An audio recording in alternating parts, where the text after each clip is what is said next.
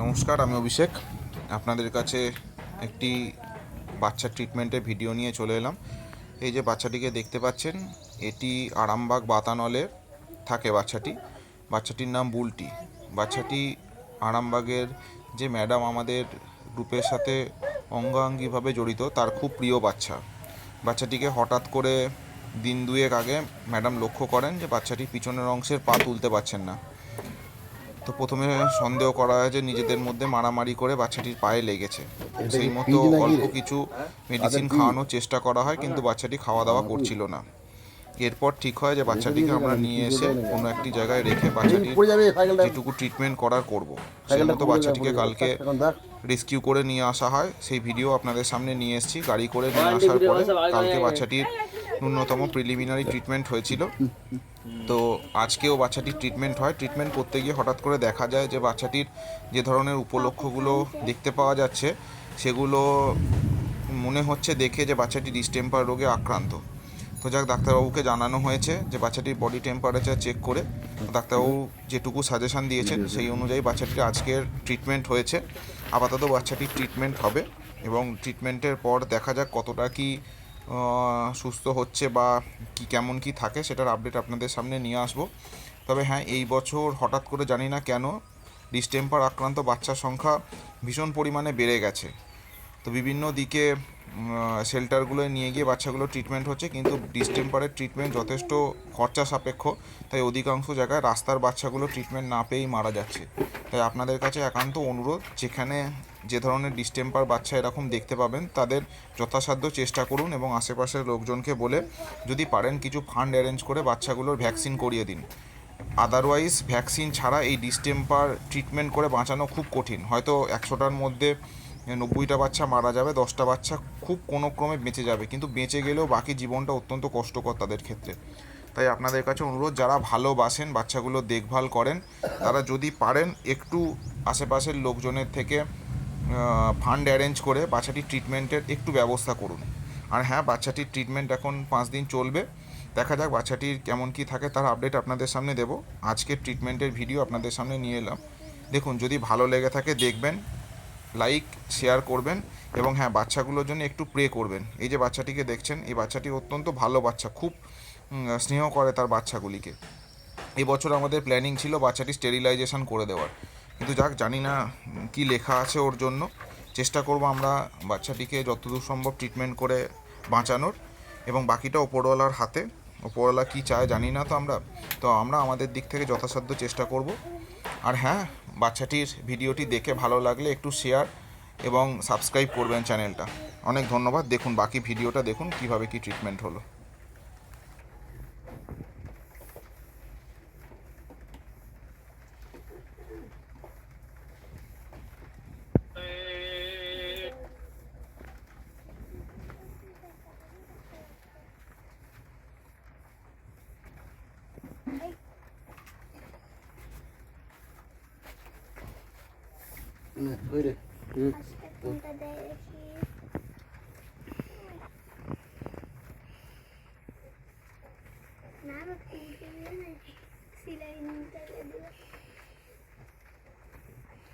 ঘুরিয়ে ফিরে তোল এরকম, হ্যাঁ ঘুরিয়ে ঘুরিয়ে এরকম তোল। এই দাঁড়া,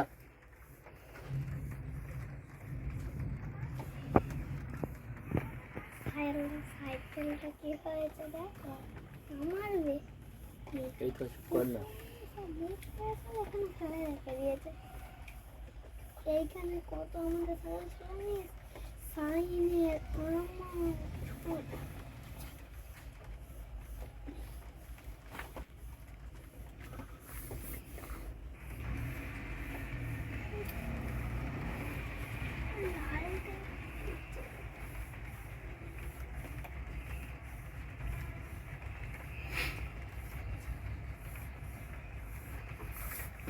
এই দাঁড়া।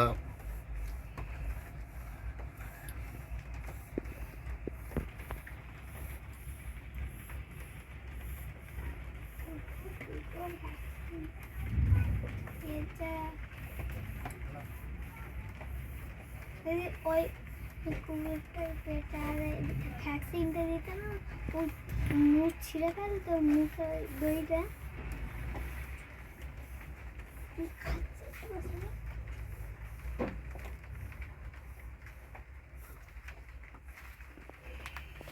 চল।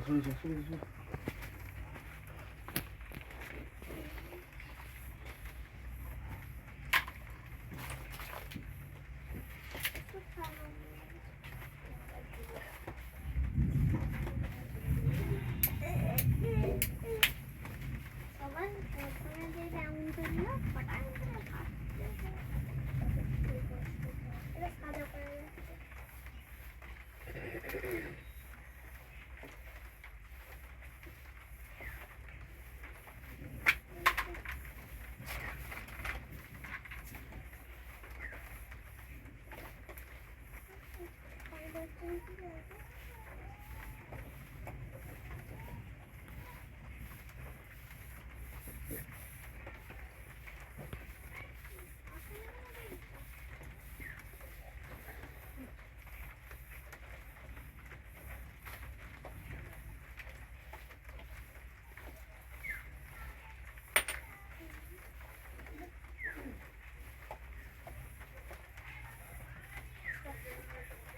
ও তো ভিডিও করছে না কি করতে বল দেখি।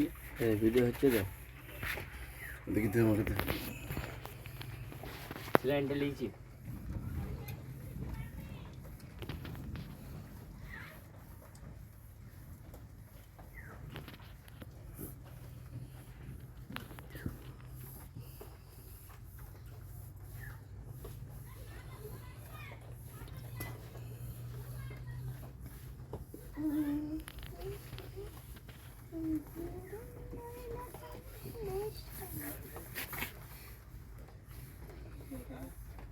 একদম গায়ে দিয়েছে।